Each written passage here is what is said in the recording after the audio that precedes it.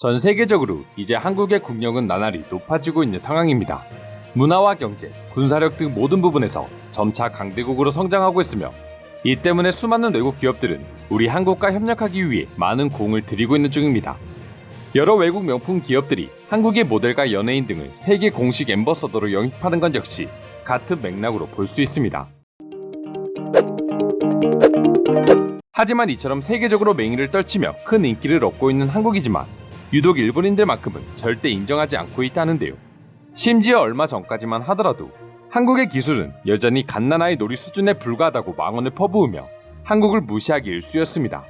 물론 일본인들의 이런 망언은 이제 한국의 이미지에 조금도 흠집을 주지 못할 정도로 한국의 위상은 높아졌고 세계 유명 외신들의 반응 역시 오히려 도대체 왜 일본은 한국 같은 유능한 국가를 무시하는지 모르겠다는 반응을 보여주기도 했습니다. 하지만 그랬던 일본인들 역시 한국 문화가 이제 일본 내 주류로 자리 잡기 시작하자 예전과는 사뭇 다른 반응을 보여주고 있습니다. 지금 자유주의 경제는 오징어 게임처럼 승자 독식 시스템이고 한국이 전체를 집어삼키고 있다. 일본은 미지근한 기업의 미지근한 운영과 함께 국제 정세가 점차 악화되고 있지만 한국은 세계에 통용될 정도의 실력주의로 발달해왔고 이와 동시에 한국의 국력은 하늘 높이 상승했다. 지금 현재 일본 네티즌들이 한국에 대해 보여주고 있는 반응입니다. 최근 일본의 유명 칼럼니스트가 작성한 글과 해당 글에 대한 일본인들의 분위기만 보더라도 현재 일본인들이 한국과 비교되는 일본의 모습을 보고 얼마나 좌절하고 있는지 제대로 확인할 수 있습니다. 해당 칼럼의 제목은 BTS를 낳은 한국은 치열한 경쟁 사회이며 노력하는 모습이 일본과 차원이 다르다였습니다.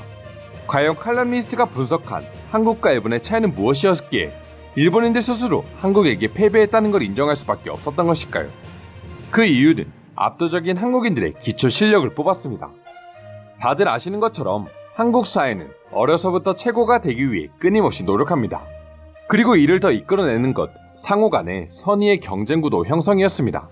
물론 일부 사람들의 경우 어려서부터 하는 경쟁은 추후에 좋지 않은 영향을 미친다고 말하기도 하지만 결국 한국이 지금처럼 발전할 수 있었던 이유는 그만한 노력과 상호 간의 긍정적인 경쟁이 있었기 때문이라는 건 솔직히 말해 부정할 수 없는 사실입니다.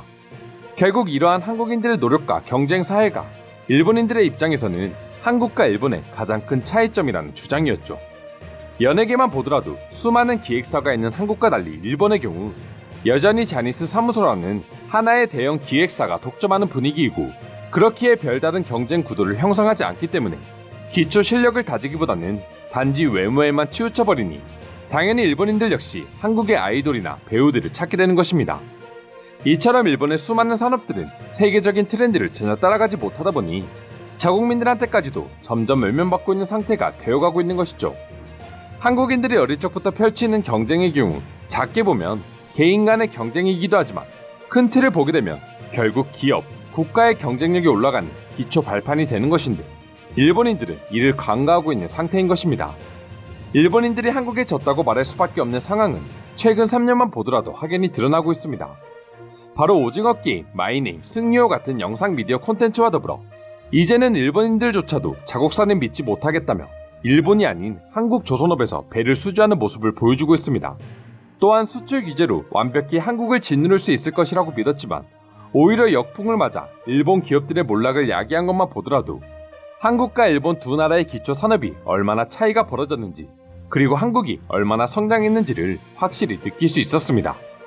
물론 이런 명확한 통계와 증거가 있음에도 불구하고 이를 인정하지 못하는 일본인들도 완전히 사라지지는 않았습니다. 심지어 그들은 억울한 심경이라고 하는데요. 그 이유를 보게 되면 현재 한국의 전반적인 산업의 틀이 일본과 매우 흡사하기 때문이라고 합니다. 한국의 산업이 과거 일본의 영향을 받지 않았다고도 말할 수 없고 말이죠. 그러나 분명한 건 한국은 단순하게 일본의 방식만이 정답이라고 생각하며 무조건 믿고 따르지 않았고 오히려 변화를 꾀하면서 성장했다고 할 수 있습니다. 그러다 보니 일본과는 다른 결과를 낳게 되었고 결국 한국을 그동안 인정하지 않았던 일본인들 역시 비참하지만 서서히 한국의 발전을 인정하는 분위기로 흘러가게 된 것이죠.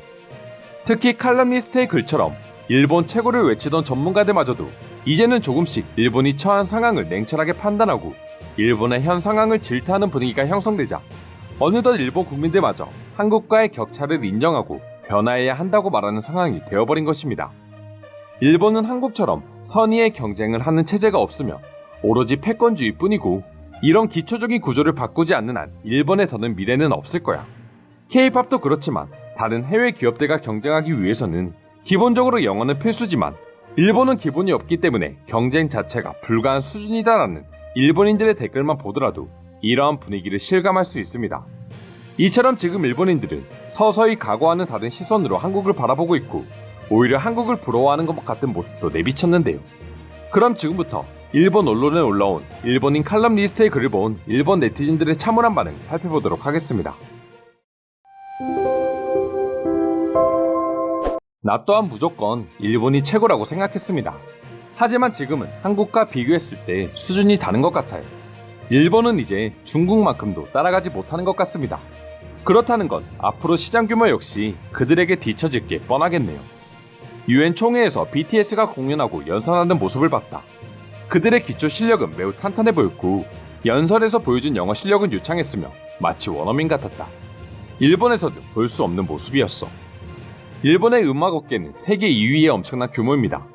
그러나 실질적으로 노래와 춤 실력은 어린아이 율동 같다고나 할까요? 국가적으로 보더라도 지금 당장 한국의 영향력은 굉장하지만 일본은 너무나도 초라할 뿐이야. 경쟁이 필요한 분야, 필요 없는 분야를 정확히 구분해야 한다. 그건 솔직히 한국을 본받아야 할 점이라는 건 부정할 수 없다. 해외에서 활약하기 위해서는 아무래도 영어는 필수 조건이라고 생각한다. K-팝도 물론 인기지만 결국 그들 역시 영어를 유창하게 하고 나아가 영어 노래까지 잘 부르잖아. 한국은 싫어했지만 한류는 오래전부터 즐겨왔다. 과거 한국 가수인 보아나 동방신기와 지금 BTS 같은 그룹을 보면 한국은 그때도 완성도 있다고 생각했지만 지난 수십 년 동안 꾸준히 더 높은 성장을 이뤄내고 있다. 한국은 성공했어. 지금 미디어 콘텐츠만큼은 한국이 세계에서 최상위 포식자가 돼버린 것 같습니다. 그러나 여전히 만족하지 못하고 있고 새로운 시도를 하고 있습니다. 그게 한국인들의 무서운 경쟁심이죠. 일본인들에게서는 찾아볼 수 없는. 미디어 산업뿐만 아니라 경쟁력을 가지는 분야에서만큼은 현재 한국은 뚜렷이 성과를 내고 있다.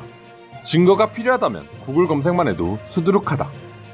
한국이 세계적인 트렌드로 자리 잡았다는 것이 느껴진다. 세상에서는 미국, 영국 같은 미디어 산업을 기반으로 하는 국가 외에는 미디어를 산업이라고 평가하는 나라는 없다. 하지만 그 틀을 한국이 깨버렸어. 무엇보다도 두 국가의 차이는 언어적 차이가 크다고 할 수 있습니다.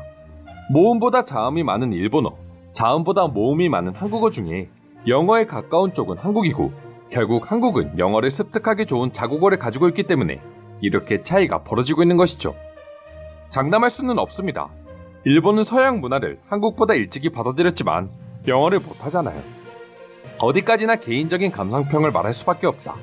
하지만 전문가들이 말하는 것처럼 객관적으로 한국인들은 트렌드를 잘 알고 모든 것을 꿰뚫고 있는 것 같아. 미래를 잘 내다본다는 거지. 어떤 산업이 중심이 될지 내다보는 한국인들의 통찰력을 일본은 배워야 한다. 이상으로 일본 칼럼니스트의 글을 본 일본인들의 반응 살펴보았습니다. 오늘도 끝까지 영상 시청해주셔서 감사드리며 여러분들의 구독과 좋아요는 영상 제작에 큰 힘이 됩니다. 이상 종크TV였습니다.